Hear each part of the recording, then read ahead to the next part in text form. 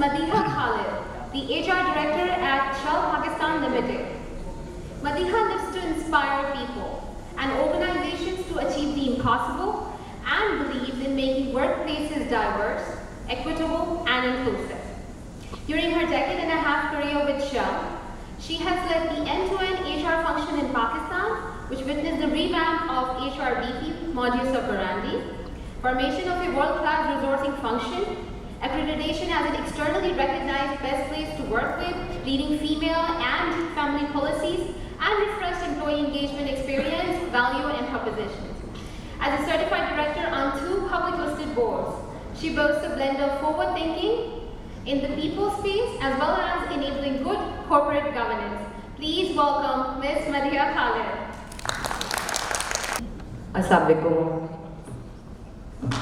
So I have the tough slot of keeping everybody awake post-lunch. So once again, Assalamu alaikum. Okay. So people are awake. So happy to be here. Thank you very much, Sajjad, for the invitation, and really happy to be speaking about a topic which I think a lot of us were talking about, at least in COVID times. So I'll try to do the same. I'll start the story from COVID times, and then how have we transitioned from return to site, and what does wellness mean at Shell. But before I do that, let me tell you a little bit about yourself. Thank you, Ramsha, for a very warm welcome and introduction. But just to quickly tell you that I've been with Shell for a little over 16 years now. However, I started my career with ABN AMRO Bank. I was there for about 8 months. And during my tenure, I've done almost all the HR roles available in Shell, starting from recruitment and learning, then business partnering roles, and I've been a director at Shell for the last 8 years. I'm also on the board of Shell Pakistan and also on the board for Pakistan Center for Philanthropy. So that's what I do as in my non-HR time. Other than that, I'm also certified on the Cantor Institute, which again looks at organizational and team effectiveness. Also certified as an MBTI administrator, so Myers-Briggs Personality Indicator, and Ken Blanchard, a group of companies, and all the offerings that they have. So those are just also some of the things that I do to keep my skills afresh. Let me tell you a little bit about Shell. So Shell Pakistan is not new for this region. We've been here as long as Pakistan has been here, so over 75 years of history in Pakistan, but we are a global company, and we used to be called an oil and gas company, but now you will notice that a lot of our branding and marketing says that we are an energy company. So we've transitioned from being an oil and gas producer to providing all the streams of energy, be it solar, be it alternate, or the traditional form, which is fuels and lubricants. We're present in about 70 countries worldwide. We have a very rich employee base of over 80,000 employees, and we're also listed on 3 global stock exchanges for Amsterdam, New York, and London. And Shell Pakistan is unique in that sense that there are only 7 countries within the Shell network which are public listed, and Pakistan happens to be one of them as well. So let's get to the topic for today, but before we do that, I want to talk about wellness pre-COVID times, because I do believe that a lot of companies did have bits and pieces of wellness, maybe a little bit more focused towards the physical side. And like other companies, Shell also had a very big suite of offering when it comes to wellness pre-COVID times. And those things included some resilience modules, which employees could train, upskill themselves on themselves, or they could become trainers and do it for the rest of the organization and functions as well. So we had resilience modules. We also have, and we still have, an employee assistance program, which is an anonymous service provided to us by a third party, and what it offers is any kind of support that you need from either financial troubles, emotional troubles. All of those are accessible to Shell employees and their families free of cost. And it's an anonymous service. You can call them, you can log your issue online, you can ask for a call back. There are many ways that you can contact them, but this was also part of the wellness suite that we had pre-COVID times. And then we had our whole medical function that ran its sort of annual activities like your medical checkups and blood donation drives and breast screenings and all of the medical side of things. So that was pre-COVID. And that was also quite scattered when it comes to wellness. We couldn't call all of this wellness because it was quite spread, and some of it was related to mental well-being, some was physical well-being, and some was open for families as well. However, when COVID hit, I think all of the companies were sort of forced to not just look at the physical well-being of things, but also the mental well-being. And for a lot of companies, I know that virtual working or flexible working was really not an option because it was not something that they had done before. They either didn't have the IT systems or the network connectivity to connect all of their employees. And plus, there's a whole cultural side of things that line managers also felt like, how do you trust your employees that they are also being productive? And some of the questions that the HR fraternity in Pakistan was grappling with was, how do you know that people are actually doing 9 to 5 when everything is in lockdown and everybody's working from home? So fortunately, Shell didn't have that problem because we were already quite familiar with the virtual ways of working.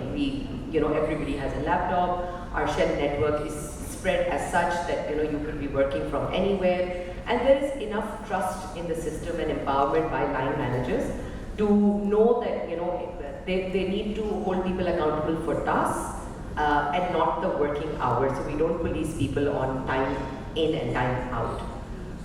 However, that was not the only challenge we had when COVID hit. So that was the whole work side. Are people working? Are they able to deliver on their jobs? And how are they working? And the working hours. But there were other things that also came into the picture that your homes now became your offices. And while you could do it for some time, but it's not something which you're used to. So the first month, I think people were working out of anywhere, be it their bed, their lounge, their dining tables. And we realized that this is going to lead us towards a lot of ergonomic and health issues. So what we did at Shell was that we rolled out a reimbursement program, and you could just put in the things that you needed for work. And again, it was a trust-based system. So let's say there's a form and you go on the form and then you say that, I don't have access to an ergonomic chair, table, I need a monitor because, I need it for the kind of job I have. And you fill in those details and it gives you an amount of an allowance that you are entitled to, and it's processed with payroll. So we enable people to set up home offices, and we felt that it was the basic thing that we could do because it's not fair. We've asked people to work from home, but the homes are not set up like offices. And along with that, then of course came internet connections, which we also reimburse people for. And then slowly we realized that this isn't the end of the whole wellness story. So we've taken work home, we've set people up, but how do you maintain the culture that you have? And at Shell, we really have a culture of care, we have a culture of connectedness, and we consider ourselves as a big family. So how do you get the culture going? And that's what led to the care committee, which we formed internally by partnering with other functions as well. And this was a whole virtual entertainment program. And with that, we did lots of fun things like doing informal energizers. We used free platforms like Menti to get the company together, to ask them how are they feeling, to ask what's on their mind. We also put up an anonymous form for people to use to put in whatever concerns that they had. And they didn't have to say who they were, but at least we would know what's on their mind. So, people asked if I'm working overtime, what can I look forward to, and etc. Irrespective of whatever, they had on their minds. So we had a whole work from home series which was geared toward how do we keep our culture alive, how do we show a sense of care to people. So I'll move to the next slide and then I'll come back to this one. So this was, the whole virtual entertainment thing that we did, and this was all run online. we had an SPL idol again, you know, Pakistanis love to sing. So we had a singing competition, we did SPL's Got Talent because we know lots of people discovered their passion for painting and cooking and their hobbies that they never had time for. So we created space for employees to bring in what was keeping them busy. We also started a virtual fitness program that people could opt in based on, you know, whatever worked within their schedules. And then we also did some mental health series around, you know, how do you survive with the whole stress of COVID. And you would recall in the beginning, you know, we didn't have masks, we didn't know when we would get vaccinations, and, you know, what about the kids, and parents are doing, you know, online school, which I think needs a whole different conference altogether, just dedicated to that. But yeah, there was a lot going on, and we needed some place to, you know, allow people to share that and allow people to find strength from each other, that, you know, we are all in the same boat. The leadership also played a big part, and we had virtual chai every 2 weeks on a Friday, and this was just gupshup, virtual gupshup with, you know, with the leadership team, asking them about anything and everything, and so on and so forth. And then, you know, by end of last year, we ended the care committee because we knew we were moving towards returning to the office, and we ended it off with a whole wellness month. And that month was dedicated to all the things that are part of wellness. So there was a whole physical wellness part, there was a mental wellness part, there was a whole, you know, social wellness part, and we ended that entire month by giving people, you know, free vouchers for whatever they consider wellness. So some people bought, you know, fancy cameras, some people invested in golf kits, and things that they consider as part of their wellness. We said we'll reimburse all of those, and we said we'll do it once in a year because, you know, this is what you need to keep going. So that was all about our, you know, sort of the COVID care and the care committee initiatives. And during this time, of course, you know, the vaccinations were available, so we did multiple rounds of vaccinations at our sites. We distributed care kits, which included, you know, masks and sanitizers and thermometers and oximeters and all of that. And so, I mean, any avenue that we found to keep people engaged and connected with the organization, we did that. But I think more importantly, the whole stance that globally Shell had was that nobody is going to lose their job and nobody is going to have reduction in pay. And I think we set that up front. We set that really at the start of COVID, when we saw lots of companies wrapping up, we saw lots of companies cutting down their staff, we saw payrolls being, you know, stopped. And that was a global message that I think took care of some of that mental well-being for people, because we took the stress or the worry of losing your job off the table. So people could really focus on themselves, their family, their well-being, and what they needed to do.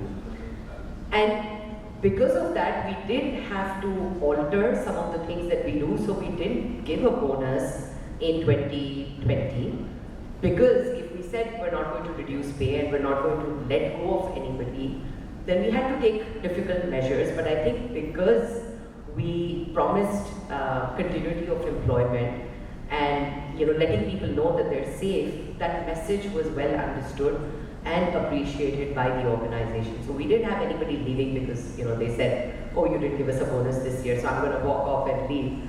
And then after 1 year, you know, we resumed things back to normal. Last year we gave a bonus to everybody and things are back to normal.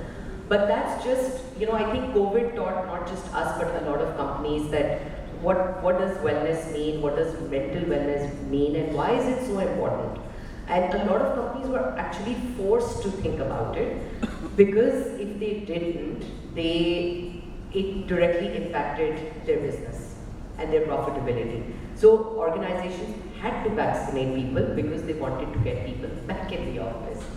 So those were the things that people were, I think organizations were forced to do. But in summary, you know, during COVID, my biggest lesson was that when we went out looking for partners or vendors that had, you know, these suite of things available, so all of the series that you see, we wanted, you know, somebody who could offer all of this to us, like, you know, do this for us, because this is on top of our day jobs. The HR team really, really went above and beyond working on all of these.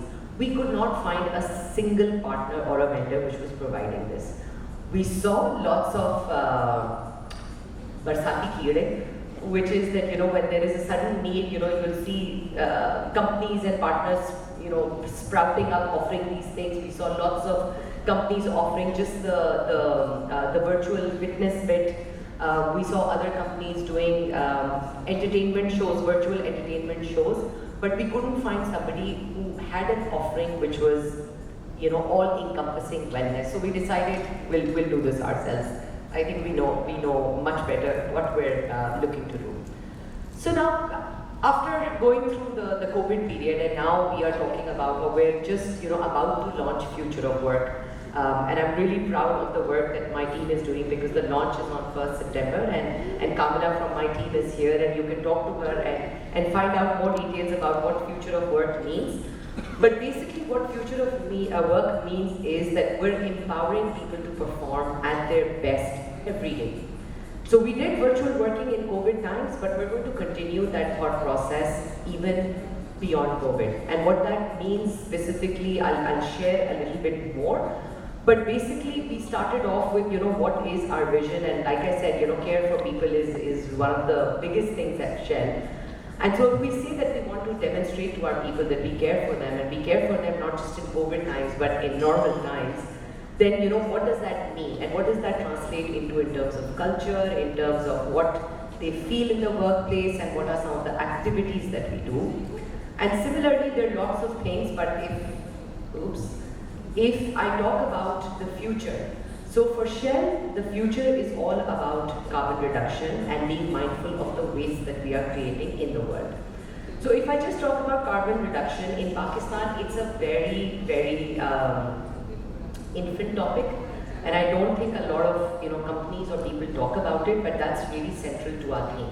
And we said if Future of Work is all about how do individuals, companies, and societies reduce their carbon footprint, because we all want a world which is better than what we have now, and something which is sustainable for the generations to come. How can companies play a part? So some of the things that we are looking to do as part of Future of Work is that while companies, even in Shell, so globally within Shell, there are many countries that are saying that there are mandatory days in the office. And in Pakistan, we are doing it completely the opposite way. We're saying that the mandatory day off or work from home day is a Friday. So from 1st of September, what we're moving on to is that we'll have a 4-day work week in the office and 1-day work from home. And again, a trust-based system that we trust that people who are working the Friday from home, they will be doing what they need to do. And how that links to the carbon footprint is that if everybody's working from home on a Friday, there's less traffic on the road because all of the Shell traffic is not there. Secondly, our offices will be shut, so we'll be reducing the carbon footprint from our air conditioners, from our generators, the water consumption, lunchroom, etc., etc. The third thing is that it then provides a lot of flexibility to the employees as well, that they better manage their productivity when they are in the office, because they know that we're only going to be in office for 4 days. The 5th day we have to work from home, so employees, we believe, will actually become more productive. And then to complement all of this, to say that we really mean that we want to reduce the carbon footprint, some of the other things that we have already done is that we've worked on our waste management at all our offices. And all our offices are going to have, dustbins that separate recyclable trash, plastic trash, and then, the wet trash. And we've contracted a company that's going to collect that differentiated trash, and they're going to reuse that for some of the work that they do. So that also we are going to get carbon credits for the better waste management. The second thing that we've done is that all our washroom facilities are now fitted with special faucets that when the water comes out, you won't feel that the pressure is less, but actually it's coming out in a form of a spray. So our water, we foresee that our water usage is going to reduce by 50%, and that also is going to give us carbon credits. And then there are many, many examples of what future of work means for us, but future of work, if I were to summarize for you, it's about returning to the office because that's the place where we find our energy and people can collaborate. But office will be there 4 days a week, the 5th day will be work from home. And in return, we give back to the country and the society by reducing the carbon footprint because we use less fuel, less cars on the road, less traffic, and less building and electricity usage. And the last one I forgot was we're also launching an app for ride sharing. So the 4 days of work that people do come, they'll be ride sharing, so we'll further reduce our carbon credits that way. And that's what I believe is not just the future of work, but that's really about the well-being and the case for well-being, because if your employees know that they're working for an employer which is thinking sustainably, is thinking about not just them, but the environment and the society and the country that we operate in, we believe that their goals and their values will then align with us.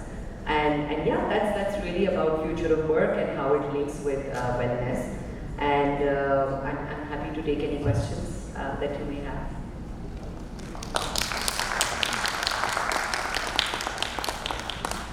Are there any questions from the audience?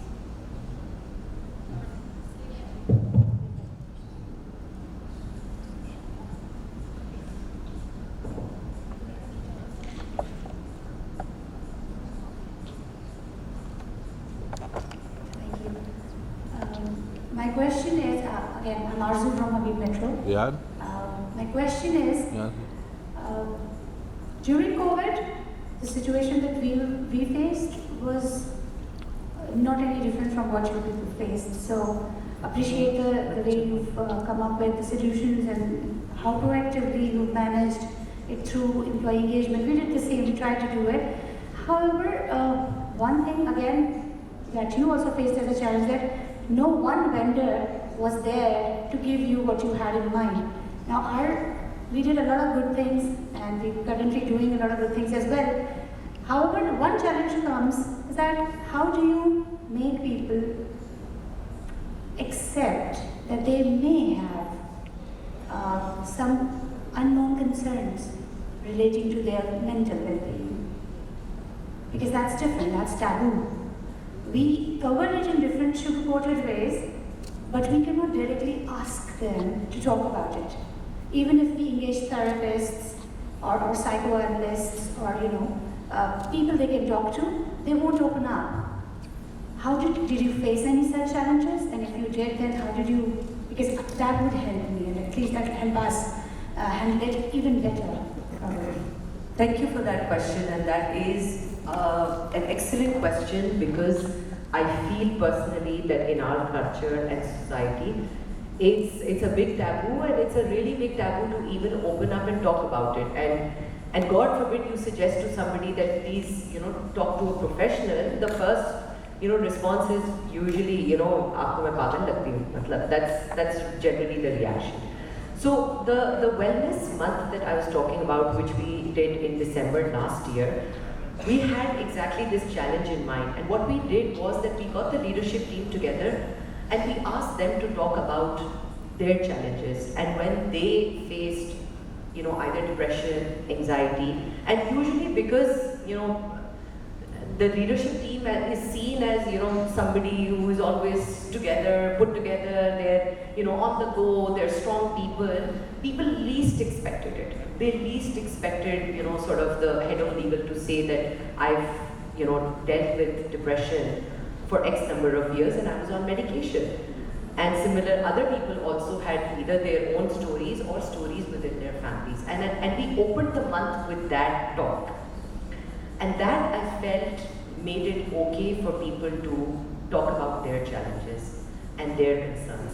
And we complemented that with our, and it's a global campaign which says, I'm not okay. The campaign is called I'm Not Okay. And so it's an enabler for people who don't feel well. If the minute they say I'm not okay, everybody in the organization knows that, okay, they're talking about something which is challenging and we need to take time out for it or we need to address it. So that, I feel, was a game changer for us. That we made it okay to talk about, when when you're not, completely, yourself. And similarly, even with the return back to office, we didn't make it mandatory because we knew that there were a lot of people who had difficult circumstances at home for whatever reason. Some were genuinely scared. They said, we have parents who have compromised immunity, and by us going to the office, we may give them something, so we don't want to come to work. And we said that's perfectly okay. So if you're okay coming to office, you're more than welcome. If you're not okay, you're welcome to stay at home as well. So that's the kind of, I think, culture which is so ingrained that, and it's not just HR, it's not that only HR will tell you the good stuff and the right stuff. This is the way all line managers and the leadership team, this is how we behave. This is the society we've created around us. I don't know if that helps you, but hey, Paul. I awesome, yeah. I loved all these initiatives that you took. I wish I could have been that creative. I think it was absolutely fantastic. Well done. I think one of what I really would like to learn, because I think what most companies are trying to struggle with, is that you've got the design very well done. You've got the principles laid out, you've got the vision done, you've got the design done, you know what you want to achieve as an agent. But for this to work, every single line manager has to believe and act in that manner. How are you able to do that? Yeah. And I tell you that, line managers, sometimes you have to pull them along the journey, and sometimes they come themselves because they believe in the cause. And this transition that we're making on the 1st of September, where we declare Friday as a work from home day, we do have line managers who are like, what? What are you talking about? We just returned to the office. Finally, I can see my team physically. And it's I think the overarching purpose, which is that we're not doing this just because it looks good. It is because our carbon footprint will significantly reduce, and we have the numbers worked out. So I think it's the purpose which is pulling the non-believers so far. And I didn't reveal this before, but our eventual plan, if this works out the way I imagine it to be, we are going to go permanently on a 4-day work week. We are not going to work 5 days, and that's what we want to transition to. So there is a bigger game in mind, but we want to see how the Friday work from home works, because then we'll transition to, Friday is off for everybody and we have longer weekends forever, but let's see. But yes, you're right, line managers don't necessarily understand, but I feel like if there is a bigger cause which is helping them see where we are coming from, then it's easier to convince them. Thank you. Can I just do a follow-up? So, I really understand that the impact is in terms of reducing carbon footprint. How do you manage the dichotomy? Because everybody knows that the kind of industry that you're in, Yeah. and as a result, what that industry does, or what that facilitates. So how do you on the one hand talk about reducing that, well, at the same time your business is around? Is the one that causes the carbon footprint. Yeah, absolutely. So how do you manage that dichotomy? Yeah, fair question. And again, in Pakistan, we are not in the other energy efficient businesses, so we're not in solar or wind or even, biofuels. But globally, yes, we have other businesses that offset the carbon footprint that we create from fuels. But in Pakistan, we are looking at gaining carbon credits from the local projects. So your mangroves project is a huge sort of avenue for us to get carbon credits, and how we can work with the mangrove plantation and all of that. So yes, you're right, it is a dichotomy, but globally Shell is looking at every avenue of how can they reduce carbon footprint. And again, this is one of the ways that we can do it in Pakistan, because we don't have the alternate energy sources to do that. And this then also you will start seeing at some of our traditional businesses. So soon you'll see that our retail sites, our petrol stations are all going to be solar powered. So you'll see the solar panels on top of that. So slowly you'll see this transition coming, but I just want to be the first in terms of the head office carbon transition, and let's see how that goes. But fair question. Thanks. Hi, Madhiha. A question, thanks. Any thoughts on bringing a counselor in-house, like a psychiatrist or a psychologist, into the office? Let's say half a day a week, and say employees, there's a counselor. If you want to talk to them, have a go. One learning I've had in some of the other markets where the culture is similar to ours. Our assumption is that nobody's going to come in, but some companies have seen an oversubscribed access. Like they do half a day, and then turns out 18 people are waiting, and the half day is not enough. Any thoughts or any discussions on that topic of bringing people in house? Yeah. So we do have counseling services, but it's on a case-to-case basis. So it's not something that's permanently available. So the employee assistance program, they will determine whether the problem that you're going through, whether you would benefit from a physical counselor, and then they will recommend somebody to you locally. We did, experiment with having a counselor for a full day, but people also didn't want to be seen walking to that office. It was such a taboo. So we felt that the anonymous EAP service is much better because it's more private, and you can be referred and you can go in your own time, and nobody in the office is watching. But I felt like that in itself became a problem because people were just like, I don't want to be seen going to a counselor, and I don't have a problem. So, but maybe in some time when this becomes more of I think a regular topic, that maybe we'll bring this back, on-site counselor. Right, do we have any more questions? Oh, one more question. Hi, I'm Shireen Khan. I'm from Centergy Technologies. So I'm doing HR for them, and often we find that even though we're trying to do a lot of employee engagement activities, like even during COVID, we ran an online newsletter, a weekly newsletter for our employees. A lot of employees hesitate to participate, and even though they're always complaining that we don't do enough engagement activities. How any ideas on how we can overcome that? Yeah, good question.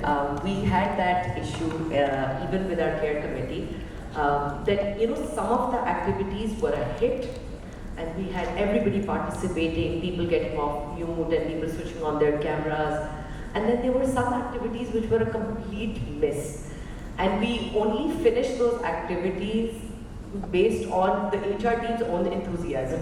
So the only ones participating were actually the HR team. And what I kept telling my team was that it doesn't matter. We have to keep going. And not everything will work and not everything will fail, but we'll have to try and see what works and what doesn't work. Because we're in an uncharted territory. I mean, when have organizations done 2 years of virtual working? Complete virtual working. And we can't leave this completely to say that, it's never happened, so we're not going to do anything differently, and HR just continues to do what they have done pre-COVID times. That's also not acceptable. So yeah, we had those couple of activities, especially we realized the fitness activities were a big miss with Shell. And only the trainer had his camera on and he would be going at it, and my team would be sitting with popcorns and just watching the guy, and then WhatsApping each other, and there'd be nobody from the company, just the HR team there, just to make sure that the trainer doesn't feel bad that he's exercising. So we had those activities as well. They were a big miss, but then we stopped those and we replaced it with some. So it was a lot of trial and error learning, and then not feeling bad for failing, because I kept telling them, this is uncharted territory. We don't know, how to operate like this. So it's okay. It's okay. Just keep trying different things. All right, just keep serving. Do we have any more questions here? All right, I think we do. I'm so sorry, I didn't see that. Please raise your hand a little more so I can.